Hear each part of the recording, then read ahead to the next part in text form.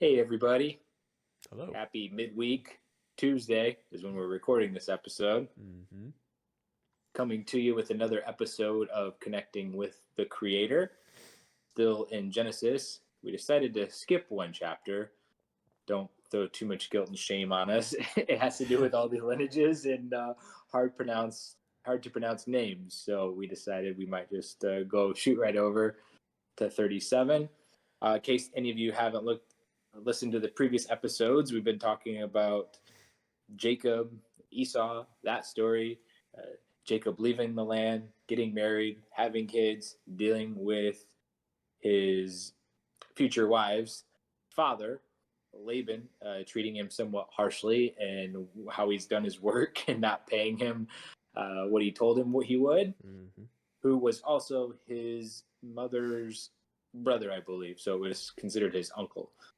So that's why he left the land because there wasn't a suitable wife for him. And so now we're kind of catching up to where he's met up with Esau, and that's where kind of we'll start the story off right here, Alrighty. chapter 37. Genesis 37. Here we go. Jacob lived in the land where his father had stayed, the land of Canaan. This is the account of Jacob's family line. Joseph, a young man of 17, was tending the flocks with his brothers, the son of Bilhah and the son of Zilpah, his father's wives, and he brought their father a bad report about them. Now Israel loved Joseph more than any of his other sons, because he had been born to him in his old age, and he made an ornate robe for him. When his brothers saw that their father loved him more than any of them, they hated him and could not speak a kind word of him. Joseph had a dream, and when he told it to his brothers, they hated him all the more. He said to them, "Listen to this dream I had. We were binding sheaves of grain out in the field when suddenly my sheaf rose and stood upright, while your sheaves gathered around mine and bowed down to it." His brothers said to him, "Do you intend to reign over us? Will you actually rule us?" And they hated him all the more because of his dream and what he had said. Then he had another dream, and he told it to his brothers. "Listen," he said, "I had another dream, and this time the sun and moon and 11 stars were bowing down to me." When he told his father as well as his brothers, his father rebuked him and said, "What is this dream you had? Will your mother and I and your brothers actually come and bow down to the ground before you?" His brothers were jealous of him, but his father kept the matter in mind. Now his brothers had gone to graze their father's flocks near Shechem, and Israel told to Joseph, "As you know, your brothers are grazing the flocks near Shechem. Come, I am going to send you to them." "Very well," he replied. So he said to them, "Go and see if all is well with your brothers and with the flocks, and bring word back to me." Then he sent him off from the valley of Hebron. When Joseph arrived at Shechem, a man found him wandering around in the fields and asked him, "What are you looking for?" He replied, "I'm looking for my brothers. Can you tell me where they are, grazing their flocks?" "They moved on from here," the man answered. "I heard them say, 'Let's go to Dothan.'" So Joseph went after his brothers and found them near Dothan.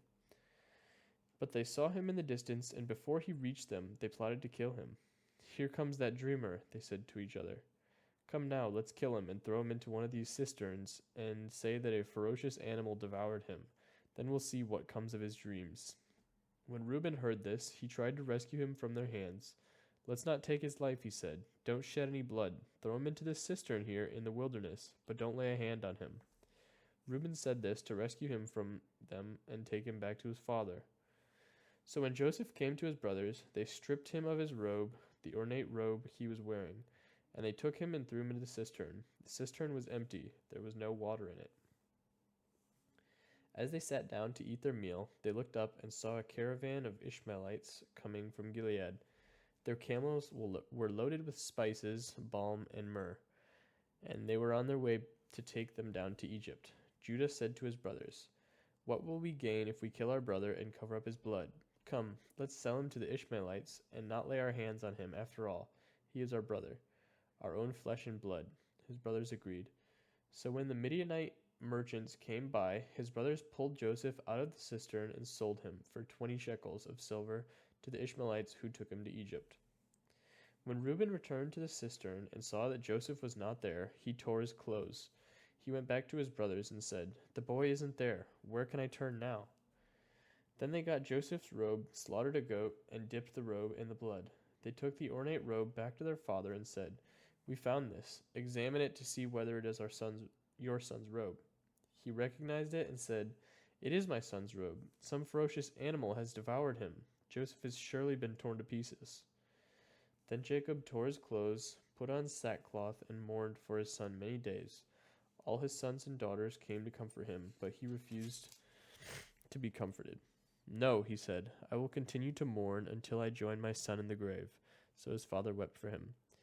Meanwhile, the Midianites sold Joseph in Egypt to Potiphar, one of Pharaoh's officials, the captain of the guard. There's a lot going on in this very small chapter. There's a Mm-hmm. lot of things that just happen there. This is Joseph being 17 years old. And obviously, in that time, it was a normal, essentially, job to be a shepherd, and that's what Mm-hmm. they were all out doing, tending to their flocks. One is for him to have such a dream. Like, do you have vivid dreams? I can remember them sometimes, but not normally. Okay. So, if I were to wake up each morning and like I didn't just get my day started and I sat there and I wrote down my dreams, like I have vivid dreams Mm-hmm. every single day. The thing is that my vivid dreams are very they're usually based on an experience that I've had or I've Right. done something. They're not me like the sun and the moon bowing down to me or a Mm-hmm. sheaf rising up or anything like that. It's in relation to something I done. Actually, it's interesting. Last night I woke up at like 3:30 in the morning Mm-hmm. from a very vivid dream, and I was I was golfing, and somebody was riding on the back of the golf cart, and in my mind I have old golf clubs, and the person driving made a weird turn, and the person in the back had their hands on my clubs and ripped and like broke my clubs and ripped them off, and they went up to like show me, and it like the graphite stuck in my hand, Huh. and then like it ripped like a piece of my skin off to where it was like a whole chunk of my finger missing, and I woke up like I was just like holy cow, and I like it was almost like a piece of asparagus, like when Yeah, you yeah. like bit into it, like that's what the dream was looking at, and I was like, I still like had felt it, and it Huh. was a hard time going back to sleep, but it was a nightmare of an experience that I had previously had, and not something just so maybe metaphysical, Mm-hmm. mystical, to Mm-hmm. where, and I wonder like why is that? Is that because we're so far tuned from just all of these things that are going out there and all the opportunities, or because our minds are so absolutely busy with so many Hmm. options and so many things to where maybe the creativity isn't there, or it's just like Hmm. I don't know. Because dreams are a huge thing, especially as we go back in the Old Testament. Yeah. Yeah. And I feel like a lot of it is because, I mean, like one of the things you said is people are so busy all the time, so there's never a lack of things to think about. So maybe that's why, or I feel like a lot of people don't necessarily remember their dreams all the time. So, I mean, that could be another reason. Or, I don't know, just back then, I feel like imagery in stories meant a lot more. Whereas if you saw the sun and the moon bowing down to you, like what does that even mean or look like? Or would you even think anything of it? Or would you just say, oh, the sun's setting and the moon's rising or whatnot? Or I don't know. Just there's a lot of imagery I feel like involved. Hmm. Yeah, that's a good point. The bowing down, the setting, and the rising, Hmm. and so why is it specifically of him? Right. That's an interesting point. Never really thought about that.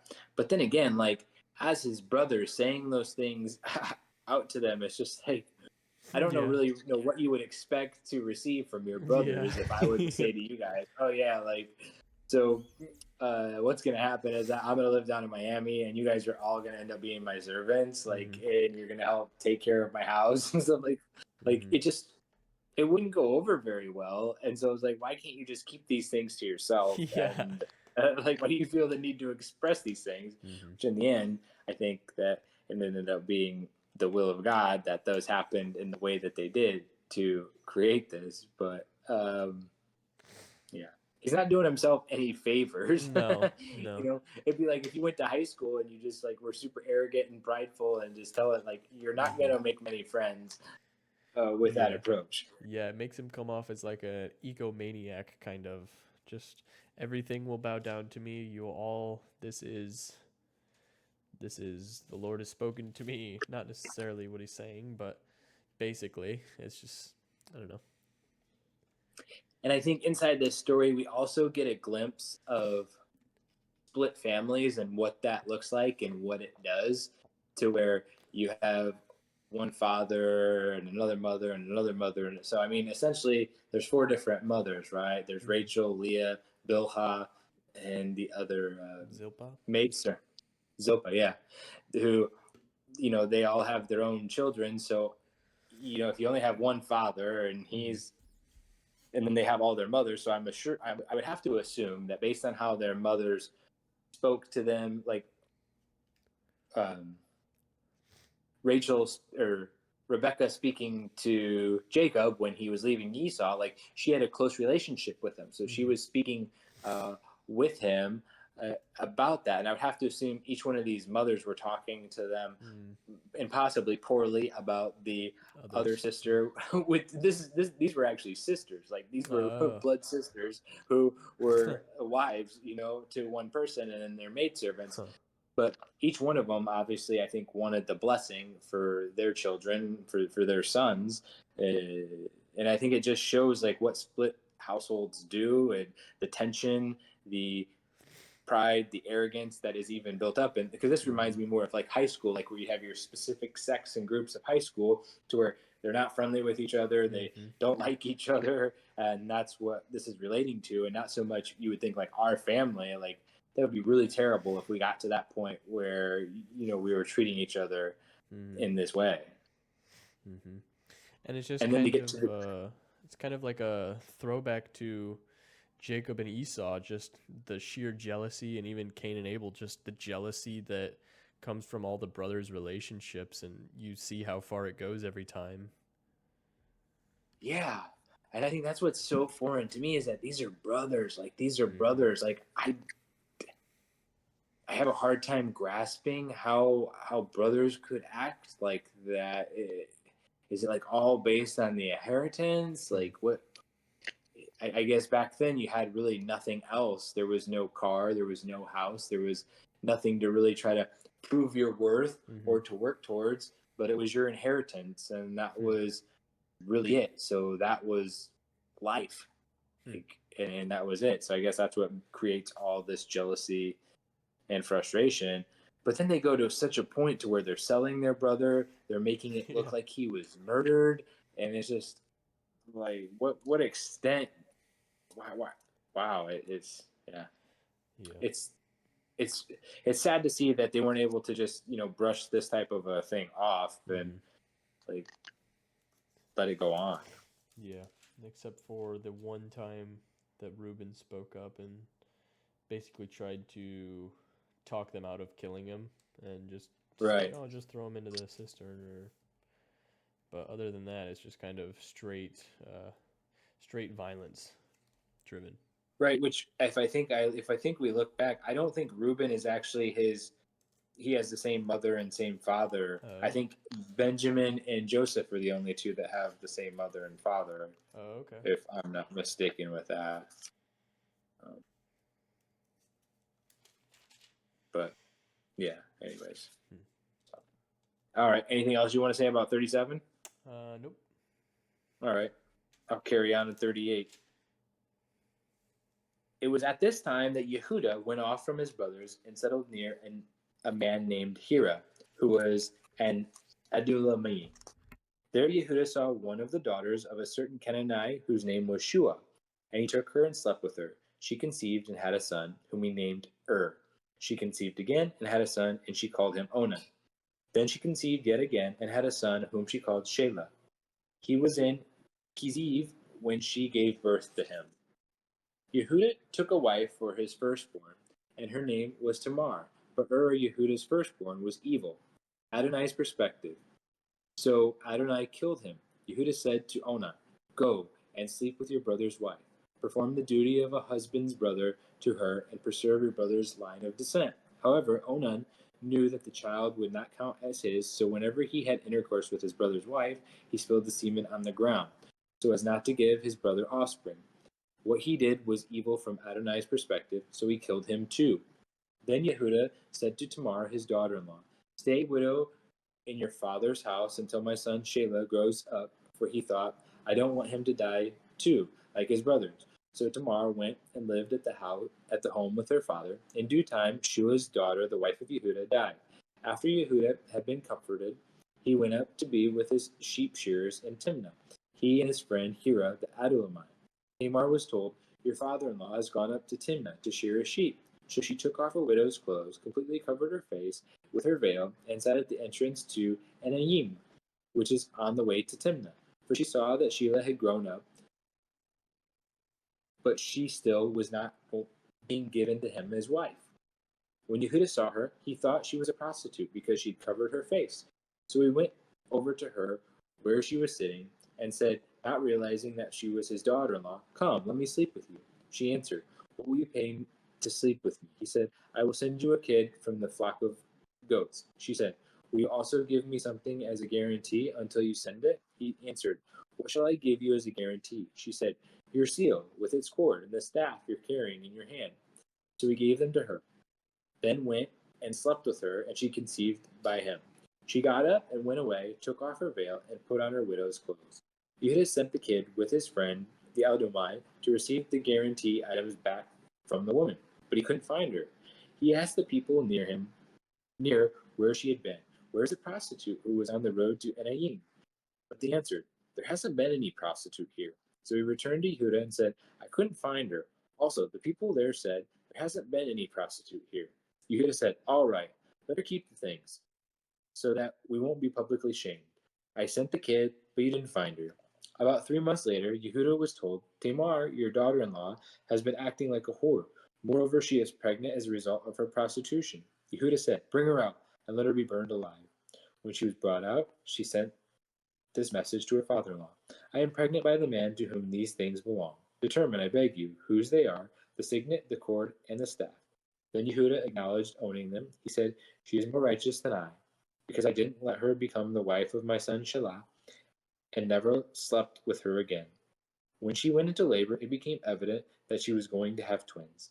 As she was in labor, one of them put his hand, and the midwife took his hand and tied a scarlet thread on it, saying, "This one came out first." But then he withdrew his hand, and his brother came out. So she said, "How did you manage to break out first?" Therefore, he was named Peretz, breaking out. Then out came his brother with a scarlet thread on his hand, and he was given the name Zerach, scarlet.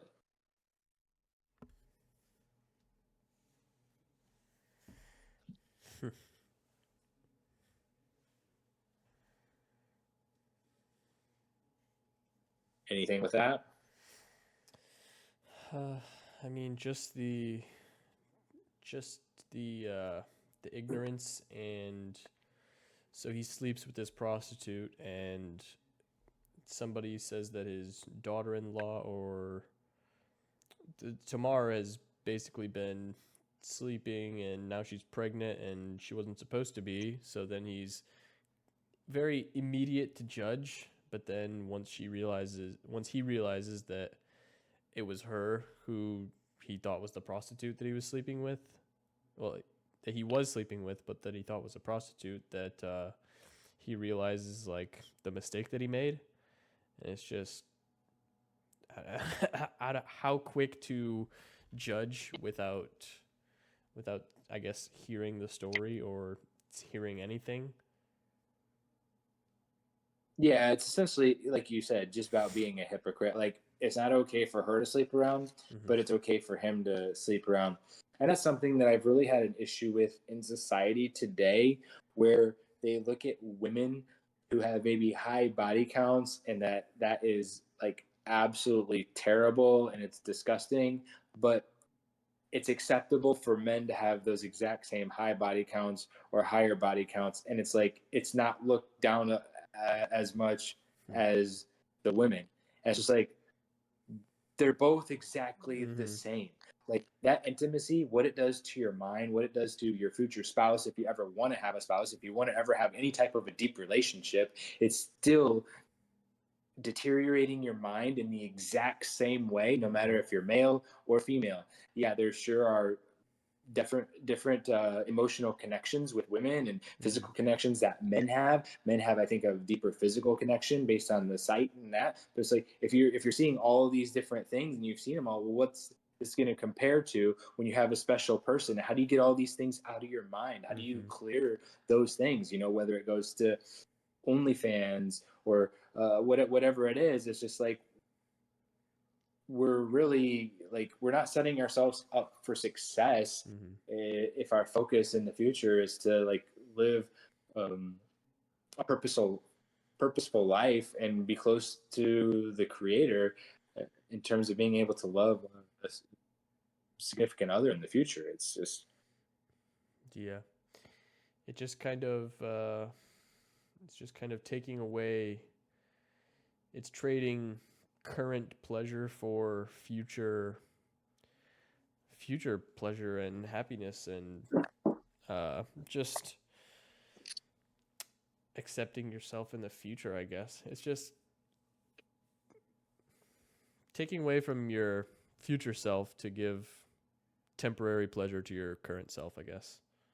right. It's all about self-discipline, right? Mm-hmm. Like it's just self-discipline can be really, really hard, but the rewards can be very, very satisfying Mm-hmm. from it, and they can be really I don't know, really, really, really enjoyable. Like Mm-hmm. everything that I've been extremely disciplined on, and then I've received results from those things have just been very, very rewarding as I sit back and I look and how proud I am of myself Mm-hmm. for maybe going, being super strict on a diet or going to the gym or reading or whatever it Mm-hmm. is. Like really it's really enjoyable to realize how hard I worked and to Mm-hmm. see all the hard work that was put in and what it created in terms of the reward.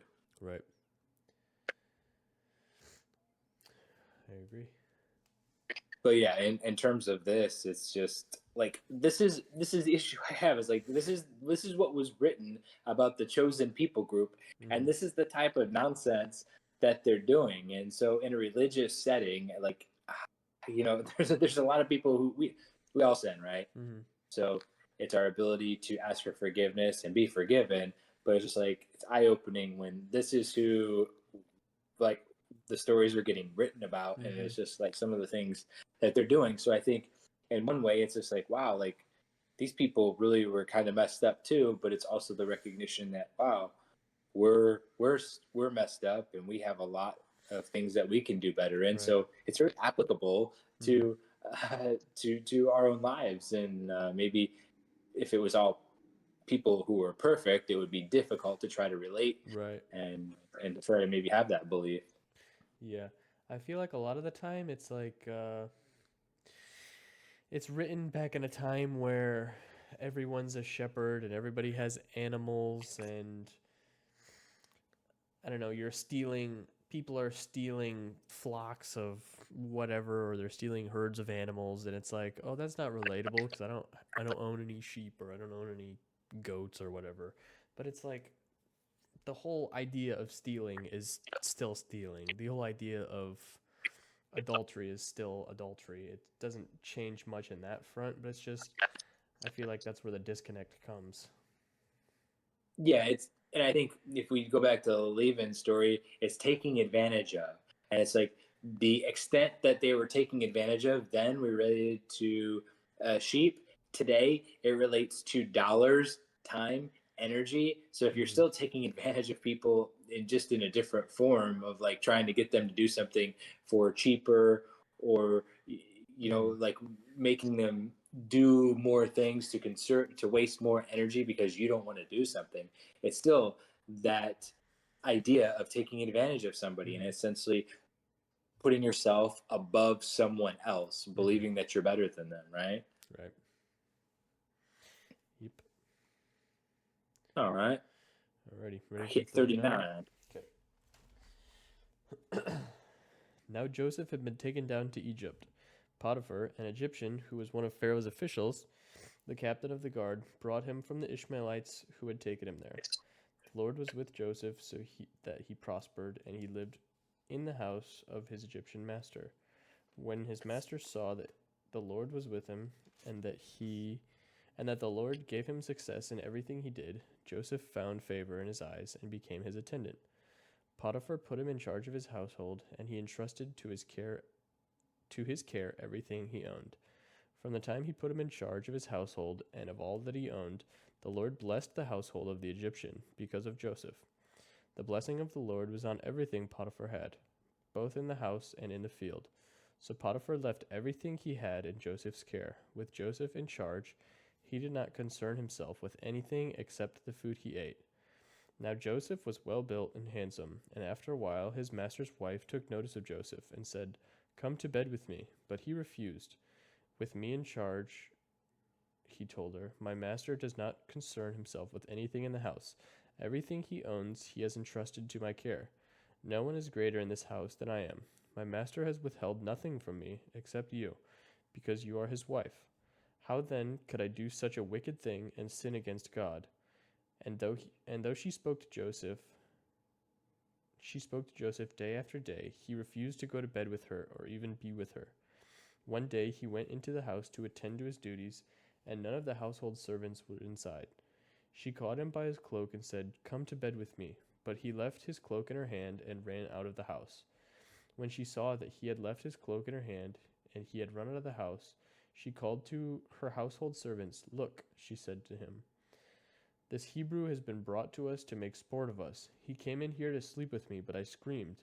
When he heard me scream for help, he left his cloak beside me and ran out of the house." She kept his cloak beside her until his master came home. Then she told him this story: "That Hebrew slave you brought us came to me to make sport of me. But as soon as I screamed for help, he left his cloak beside me and ran out of the house." When his master heard the story, his wife told him, saying, "This is how your slave treated me." He burned with anger. Joseph's master took him and put him in prison, the place where the king's prisoners were confined. But while Joseph was there in the prison, the Lord was with him. He showed him kindness and granted him favor in the eyes of the prison warden. So the warden put Joseph in charge of all those held in the prison, and he was made responsible for all that was done there. The warden paid no attention to anything under Joseph's care, because the Lord was with Joseph and gave him success in whatever he did.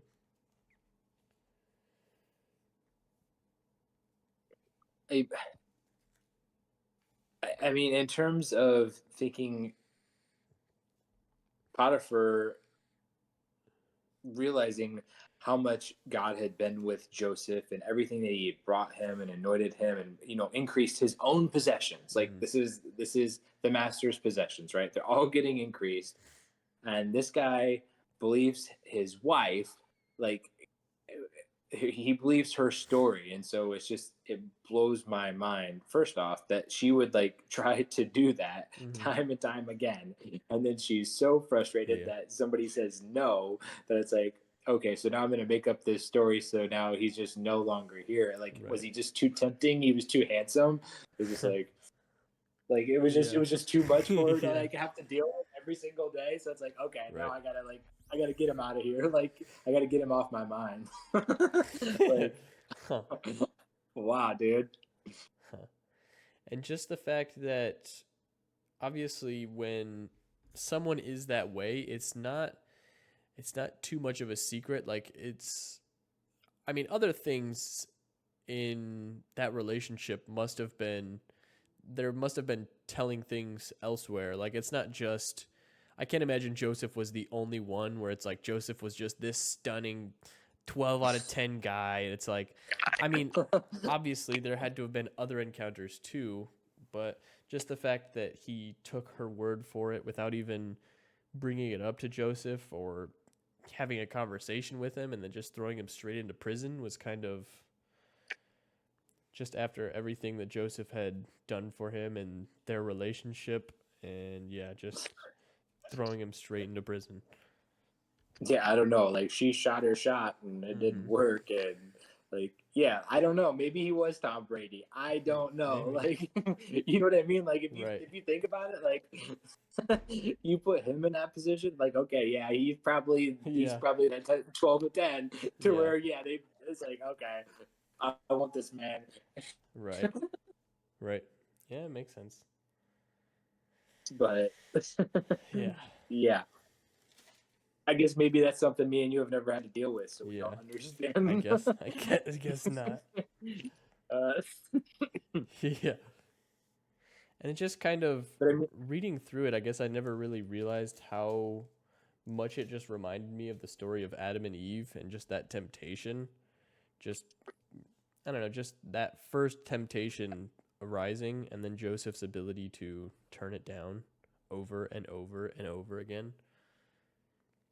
well, I think it has to do with maybe it's not a temptation because temptations are usually based on your desires, right? Mm. And so if he actually has a pure heart, and his desire is to, seek the Father, he had these wild dreams and all these Mm. stories that he was sharing, and maybe a lot of that's because his desires were very, very pure. He had Mm. very, very pure intentions, and I think that's that's I think the inner struggle that we all deal with now is that what is a desire and what is my heart True. like. I think the further and farther we get deep diving more into society instead of drawing away and trying to be closer to God, that we have a bigger misunderstanding of what is what, and we kind of Mm-hmm. start putting the little blinders over, and then it's like, this isn't really that important. It's not as important as I used to think it was, or yeah, that doesn't.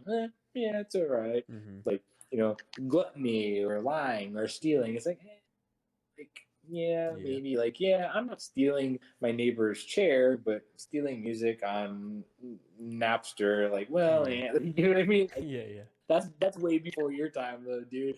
I don't know if you heard about Oh Napster, but yeah. essentially it was music where we would burn CDs. Yeah. Yeah.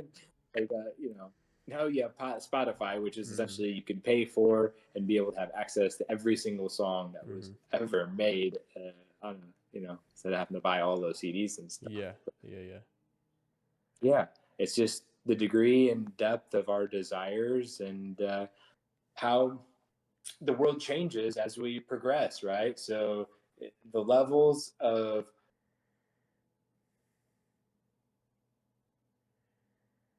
the levels of difference between right and wrong always stay the same. Mm-hmm. It's just the differentiation of how technology changes as to what they are and what they Mm. look like. Right and wrong is still right and wrong. Right. It just looks different back then to where it does today. Right. That makes sense. All right, let's go along to chapter 40. Mm-hmm. Sometime later, it came about that the Egyptian king's cupbearer and baker gave offense to their lord, the king of Egypt. Pharaoh became angry with his two officers, the chief cupbearer and the chief baker. So he put them in custody in the house of the captain of the guard, in the prison, in the same place where Joseph was kept. The captain of the guard charged Joseph to be with them, and he became their attendant while they remained in prison. One night, the two of them, the king of Egypt's cupbearer and his baker, there in prison, both had dreams, each dream with its own meaning. Joseph came into them in the morning and saw that they looked sad. He asked Pharaoh's officers, there with him in the prison of his master's house, why are you looking so sad today? They said to him, we each had a dream, and there's no one around who can interpret it. Joseph said to them, don't interpretations belong to God? Tell it to me, please. Then the chief cupbearer told Joseph his dream. And my dream, there in front of me, was a vine, and the vine had 3 branches. The branches budded, then it suddenly began to blossom, and finally clusters of ripe grapes appeared. Pharaoh's cup was in my hand, so I took the grapes and pressed them into Pharaoh's cup, and gave the cup to Pharaoh. Joseph said to him, here is its interpretation. The 3 branches are 3 days. Within 3 days, Pharaoh will lift up your head and restore you to your office, but you will be giving Pharaoh his cup, as you used to when you were his cupbearer.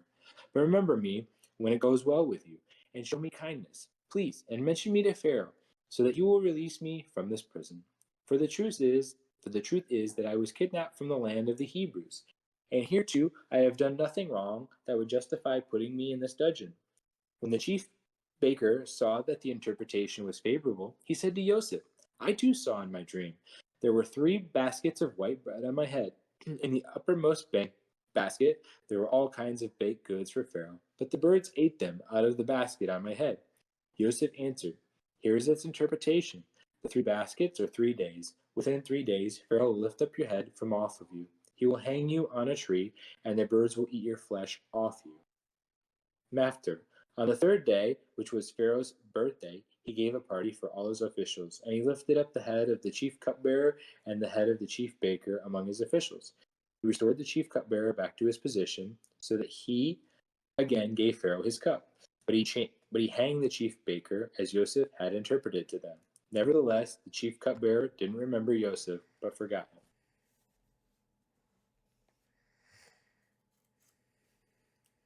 It never really says what their offense was to the king of Egypt that got them in the trouble in the first place, which is interesting. It's just Right. like, was there different levels of wrongdoing that they each did, or was it the same thing? I wish it would allude to that story, but it doesn't. Right. I also think it's just like, oh, like, you hear a great story, it's like, oh wow, okay, it's like, well, I'm gonna Yeah. share it, and then you just like listen, like, could you just Yeah. imagine like Yeah. Yeah.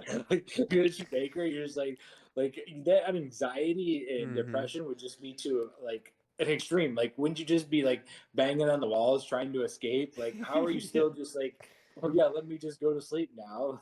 Yeah. Like, I would be doing anything I possibly could to get out of there. Right. And then on his birthday, he's like, he restores one and he doesn't the other. It's just, yeah. Yeah. Especially if the two different crimes are the cupbearer was something very minor and probably shouldn't have been put in prison in the first place, whereas the baker could have committed like an atrocity or something, and it's like, okay, well, yeah, it's reasonable that he killed this guy and reinstated the other guy, but it doesn't say, so it's just kind of left to imagination. Right. And what's interesting is that each one of these guys had individual dreams. And so Mm-hmm. Yosef makes a statement, don't interpretations belong to God? And it just seems as though like everybody has dreams, but the more I talk to people, a lot of people don't really seem to dream. And that's something that's always been somewhat interesting to me. I think studies show that everybody dreams, but it's just the fact that people don't remember their dreams. Hmm. Because, I mean, there are things that you can do to remember your dreams more frequently and to even lucid dream or things like that. But I never used to remember any of my dreams, but if you talk about them right when you wake up or if you write them down, you'll start remembering them more and more and realize that dreaming happens to everybody, but it's just not everybody remembers it. So they're not really aware of it. Right. Hmm. Yep. Yeah, it's interesting. Dreams are a very fascinating thing. Yeah. And I would like to actually do more studying into that. I would like to really try to understand dreams at one point because it's like you're not 100% aware Mm-hmm. physically, but mentally, do you actually have 100% control over all of these dreams? Are you Hmm. actually being able to create these? Right. Like, how does that happen? Because, based on these things, it doesn't seem like Joseph would just go and create these dreams that make him look Right. as a significant person and then come true just oh, okay, yeah, I'm gonna have a dream about wanting to be king so Right. that I could essentially king. But Right. again, the mind does work in very positive ways like that, right? Mm-hmm. So our minds, when we create something and the more we focus on something, oftentimes the more we're able to actually follow through with whatever it is that we're focusing on, and the things that we tell ourselves, whether negative or whether positive, most of the time affect us in those ways, or they do affect us, right? Like, so it's Mm-hmm. like whether you think you can or you can't, you're right. Mm-hmm. Like if you think you can do something, you'll be able to accomplish it. If you think you can't, you're right. You won't be able to because you won't try and you can't. You can't. Mm-hmm. If you don't think you can, you can't. Yeah, the whole, even if it's just a thought in your head, if you keep telling yourself it over and over, it's going to ring true about you, regardless of if it may not have been true at one point. It's just that idea of just it putting itself into your head and on repeat over and over, it will come true eventually. Yeah, I've been thinking a lot about like I think anytime the new year comes, it's like thinking about goals and like what I want to accomplish. And a couple of weeks ago, I had this just grand idea. It's like I'm 40 years old. I feel the best that I've ever felt. It's like wouldn't it be cool to just like dunk a basketball? Like I've never been able to really dunk a basketball on a 10-foot rim. And I was like, Mm-hmm. man, that would be really awesome. And then I just started thinking about it's probably not that I can't do it, but it's the amount of effort Mm-hmm. that I would have to put in to being able to do that would be so intense and extraordinary to what I've been doing like the last 3 or 4 years. Mm-hmm. It's like, do I want to do that? And if I do, for what? I mean, it Mm-hmm. would be really cool to just have an accomplishment Mm-hmm. like that, to be able to be like, wow, like I actually accomplished it. And then I was also thinking, I was like, okay, well, what about this? What if I was able to hit a home run at a Major League Baseball stadium with a wood bat? Mm-hmm. Okay. For me, that would be a lot more attainable Mm-hmm. to be able to do without absolutely having to change my diet. Because for me, I think about it as like, okay, I'm going to have to probably lose a lot of weight because the skinnier I am, the easier it's going to be able to Mm-hmm. jump. And then I'm just going to have to work on my calves. So it's like, do I really want to just be another little string bean when I've been working pretty much my whole life, like trying to put muscle on and Mm-hmm. size? Being able to do that and feeling the way that I feel, Mm-hmm. not really.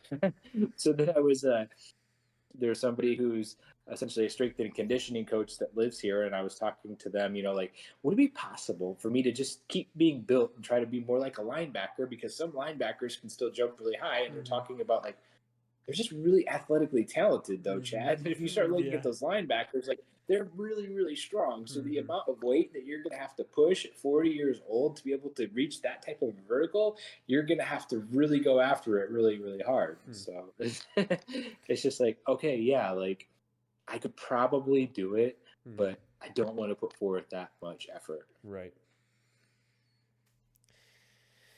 Yeah, there's a lot that goes into it.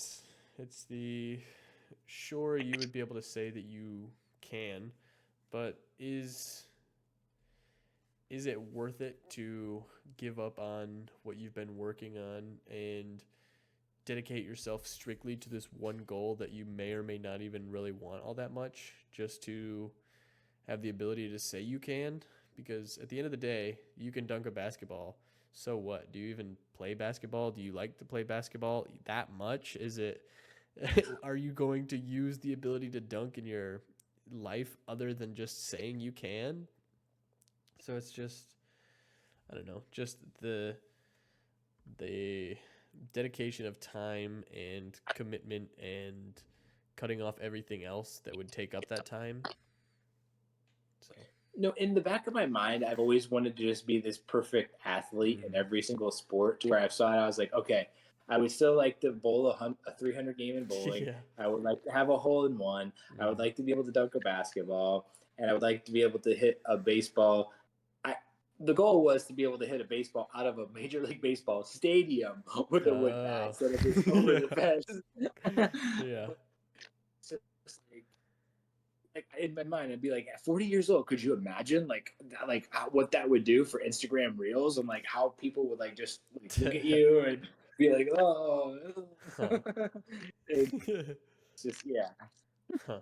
like these great stories that I just could think up in my Right. mind, and I think that's one thing that's amazing about the mind. Mm-hmm. Especially my imagination, dude, it can go wild, and I can think like just so many like amazing things about. It's like, oh, that would be so sweet. Like I love to like not just sleep and dream, but dream.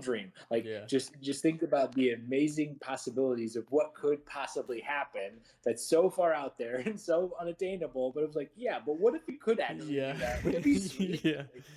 Yeah. Yeah. I guess I don't go that far when I try to set my goals, and I guess I haven't thought about dunking since probably high school, and I just kind of accepted the fact that I don't it's not really a goal of mine anymore. Yeah. Well, dude, like when I was down here, this has changed probably in the last 3 to 4 years. Hmm. But at one point when I was down here, my goals, I was like, I wanted to be a billionaire. Hmm. Like I didn't want to be a millionaire. Yeah. Like I wanted to be a billionaire. Like I wanted to have a helicopter, a private jet. I had like house in Miami. I had wanted one in California, Hawaii, New York, and then again somewhere like in the Midwest. Hmm. And they were going to be like 8,000 square foot homes. I wanted to be able to like fly my family around, and it was just and it was just like so overwhelming of like a goal. And it would, Hmm. the longer I live, and the more I start thinking about, it's like for what? Like, yeah, Hmm. it would be really cool to obtain and to push your body and your mind to the limits to where you're able to do that. But it's like, what really brings Chad peace Hmm. and happiness and joy? And at some point, I was able to start seeing those things. It's like, woo, like I was a lot to put up with during those times, dude. Like Yeah, I'm you already sure. think you already think that like I get obsessive and very perfectionist mindset. It was like, Hmm. yeah, it was even worse. Like during that time. That to the max, Yeah. huh? Huh. Anything else that you would want to add on to this episode before we wrap it up? Mm, we'll see. No, I think that by like just finishing off the episode, the main takeaways are there's still right and wrong. It's just that the differences have changed, and I think as we read through Jacob and now Joseph, is that having a pure heart is really important, and I Hmm. think sometimes we don't realize how pure heart how pure people's hearts are until we've been lived with them for a long time. And so, when you build friendships or um, you're around people at work for a long time, sometimes their actions really start speaking louder than words, and you don't really realize that until Hmm. uh, further down the road. And I think oftentimes also, when you start realizing like things have changed. Like this is a lot less stressful of a job, or like Pharaoh is just like, well, what were the blessings that this guy was having? Where it's just Hmm. like, okay, ever since Joseph's been here, has it been more refreshing? Like there, you've had an increase in flock. Well, is that because you've had less people coming to steal them? Is it because they haven't been dying? Is it Hmm. because they're like what are all these reasons? And like you have to imagine in my mind that life has been much less stressful Hmm. with all these things. It's like how do you not see this amount of peace that just comes into your life, and this like cover or maybe this amount of stress that just gets taken away? And it's just like you got to sit down and realize like when people come into your life that have that impact, like Hmm. it's really really special. And to not just and to be really careful about making sure that they're welcome and they're appreciated, I guess. Hmm. And I think the just the sense of being true to yourself and having a pure heart really, even though it can be taken advantage of at times, I think at the end of the day it rings true, and they end up being blessed. I think that's going to be something that we see time and time again through this series when we read through stories like this, stories like Job, and just a bunch of different examples of just, sure, you may be going through a difficult time, but it's how you navigate that and stay true, stay fearful of God, and stay strong in your faith. And at the end of the day, it will eventually um, come into your blessing, but it's very hard to see in the immediate view. Yes. And that point you just made is really, really important. Having a pure heart and staying true to yourself. Something's very, very hard to do because oftentimes it can be very, very hard to stay true to ourselves if we want to have a pure heart and we are set on trying to love others without offending them and just trying to be absolutely everything for them. Because even though we're trying our best, sometimes we can't comprehend what it is that they need, and sometimes we're putting off of ourselves. We're not loving ourselves properly because we care so much about that individual person or whatever it is. And we don't bring up the things in life that are maybe hurting us, or we don't set our own boundaries, or we don't tell them our expectations and things. And so while it seems like we're loving others, is that we're not staying true to ourselves. And the less we stay true to ourselves, but the more we give love to others, the more difficult our life becomes. And in the same way, the more we stay true to ourselves and we become arrogant to ourselves, and the less we love others, the more they feel just inferior and demoralized. And so there's a really, really